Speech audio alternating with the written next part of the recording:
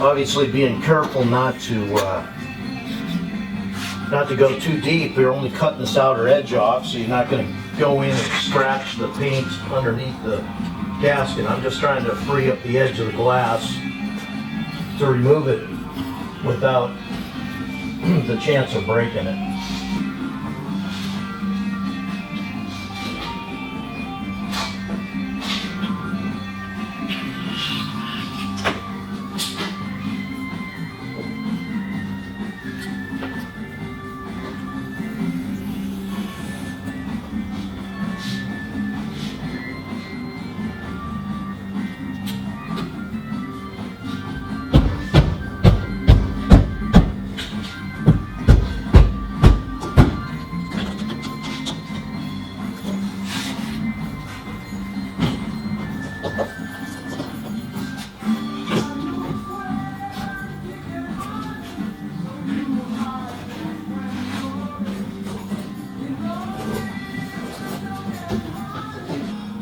First thing we're going to do is check the fit, because aftermarket glass can be ill-shaped, can be too big in the corners.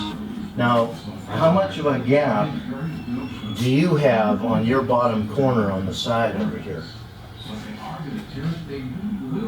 Same as this on the bottom? Yeah.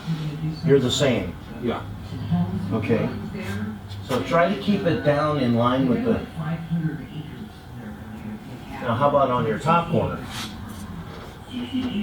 Yeah, it's about the same. About the same. Look at me over here. You see how tight that gets right Yeah, here? that one's like right on the edge. Right. So you have to have the room for that windshield to lay in the car correctly.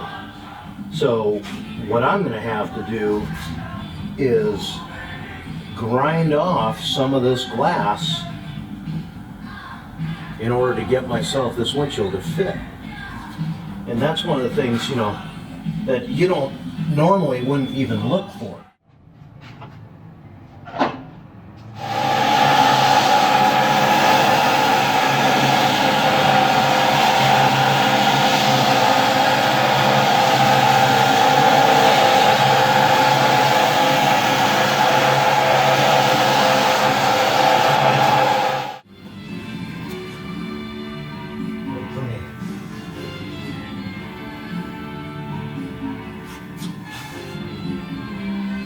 Okay, so see, I'm still a little bit tight over here, but before we were touching.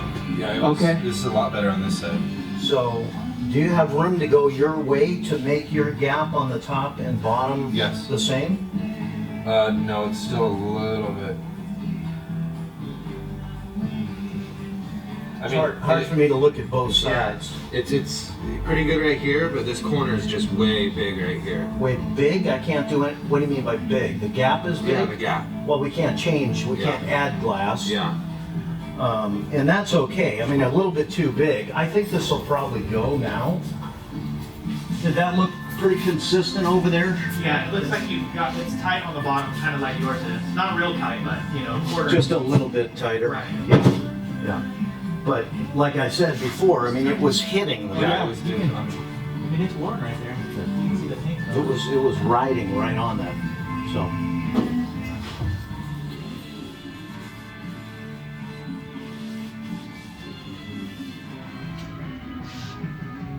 Hold it tight.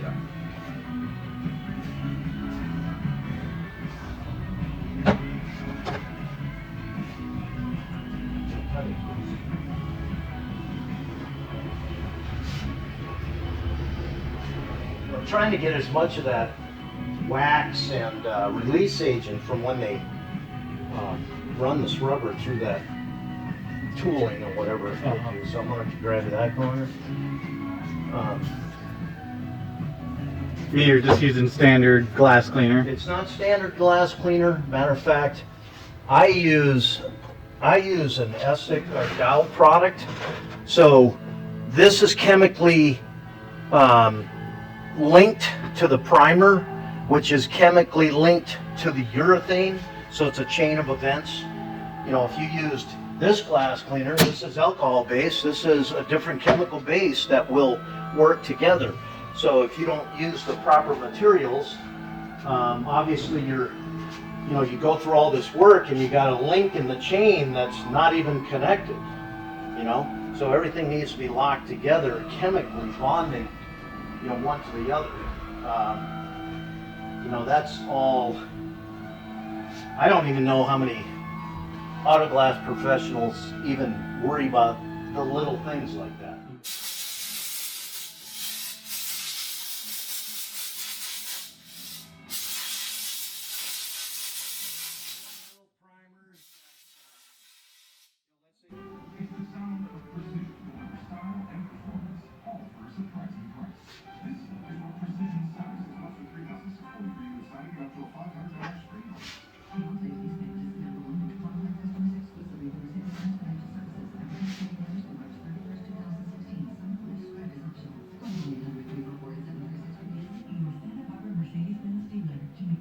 Just gonna hold that up.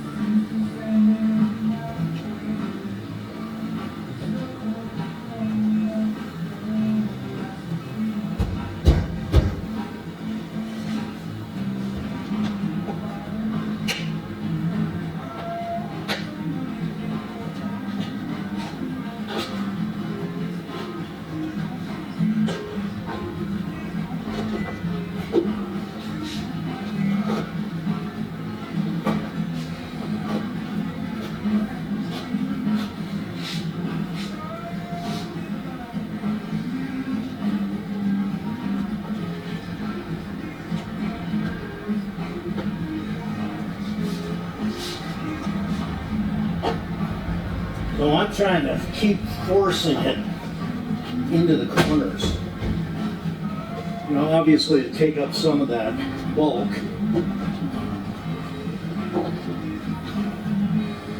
But the last place you want to fight with putting your moldings on is those corners. I'm trying to keep them as squared.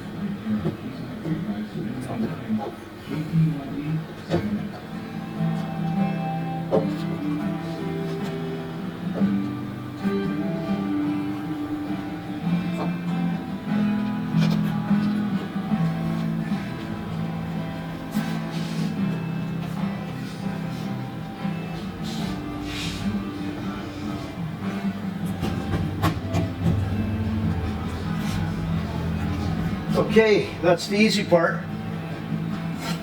So I'm basically just going to lube this up with some glass cleaner. And once we get the glass in there, we'll blow it dry, and then we'll prime. I'm going to get it out of my way when I tell you to. Just trying to get the corner of the glass down in there. Okay, go.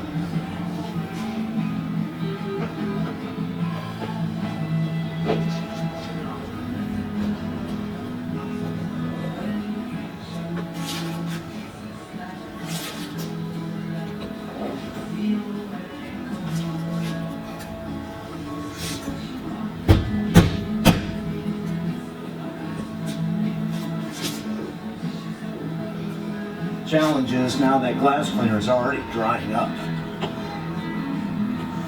It certainly makes it a little more challenging.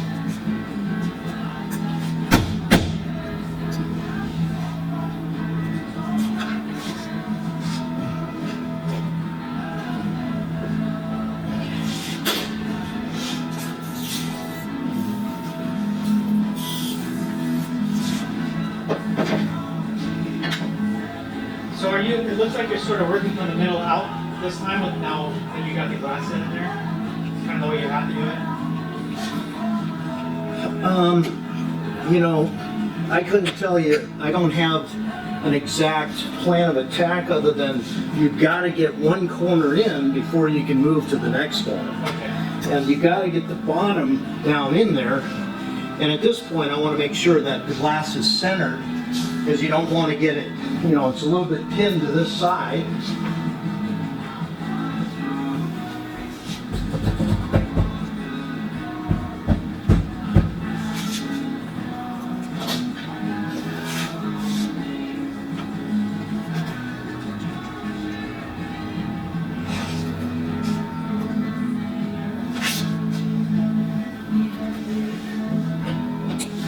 Corners are obviously the most challenging. I'm using a metal hook tool, which, you know, I wouldn't recommend any amateur trying to use something metal in there, because one wrong slip, not only are you going to scratch the car, but your chances of breaking the glass. The most common tool would be this plastic, call it a fiber stick, or the old school guys call it a bone.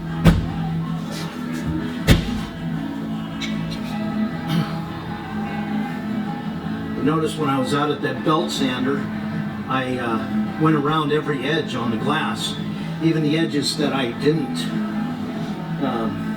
sand on, because the glass was a little bit sharp, and you can see I'm kind of putting dimples in that rubber. So, you know, part of the problem of not having enough slip agent, I'm gonna push up on the glass just a little bit to try and relieve some pressure so I can get this rubber to come up easier.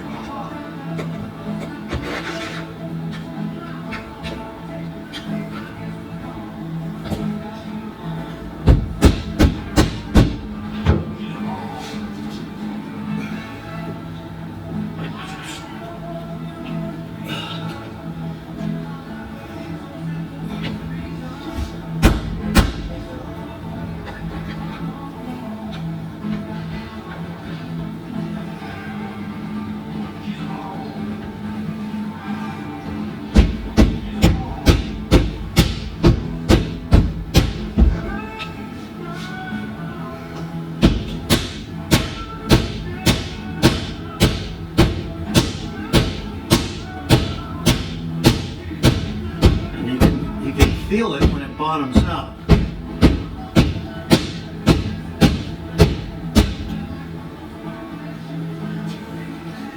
And that's about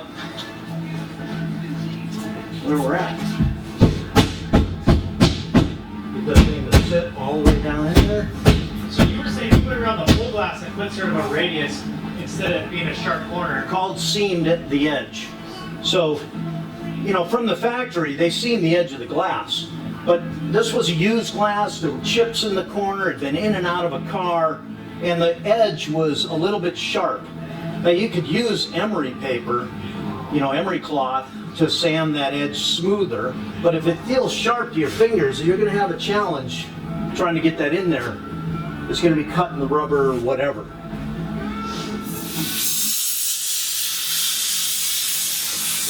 So I'm trying to dry out all that glass cleaner that I put in there.